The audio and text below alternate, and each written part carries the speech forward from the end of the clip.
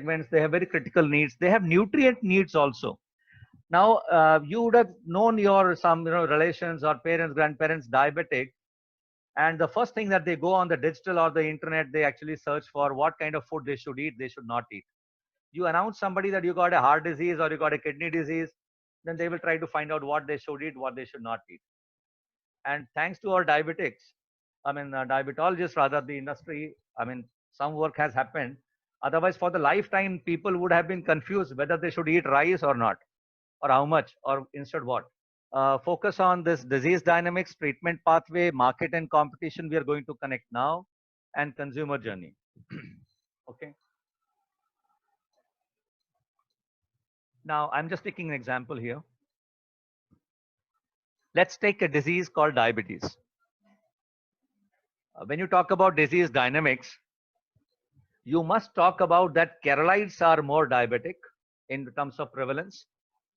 Whether, so you can look at regional variation, you can look at the prevalence age-wise, you can compare the prevalence country-wise, and of course we have the coveted, I would say the crown of called as diabetic capital of the world. But when you talk about diabetes, do not miss pre-diabetics, because food and nutrients actually are not for the disease. They are against the disease. They don't come into the picture like medicine when you got it. They are there in the scene, behind the scene, so that you don't have it. Are you getting me?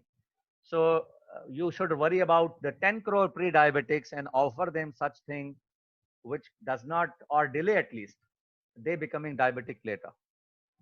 When you talk about the disease, then there's a treatment pathway. You should learn about the treatment guidelines also.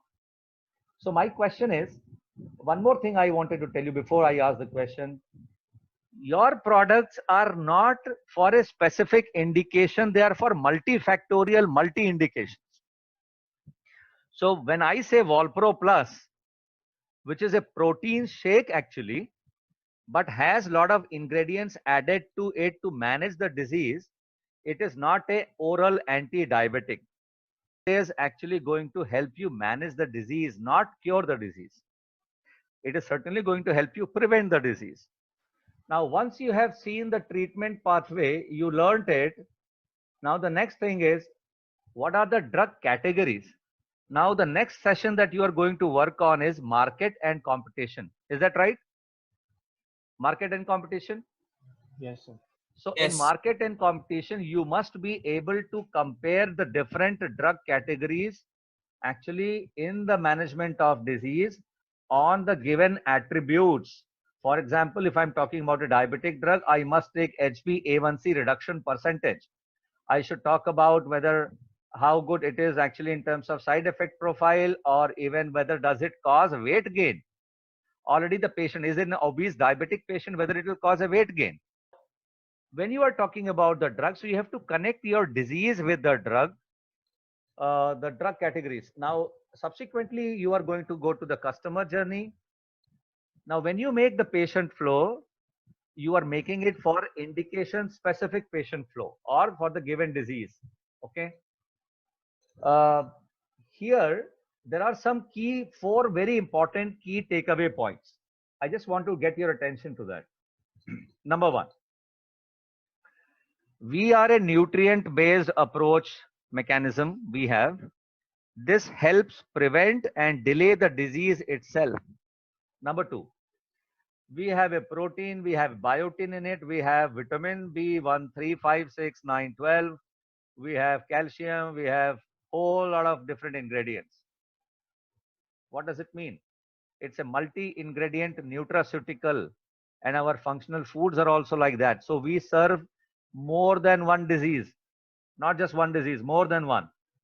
Third, you need to ensure if every single ingredient in your product is suitable, every single ingredient. Not even one should be misfit. Compound inside or the product inside that you have to capture.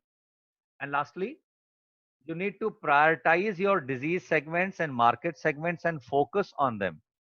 Although the opportunities are quite broader. Okay. So you need to prioritize at which disease segments or market segments. So I gave you a list of 19 segments. Now you would say 19 is a huge number. You are talking about focus, but I think you will realize it later as you go through yourself that journey.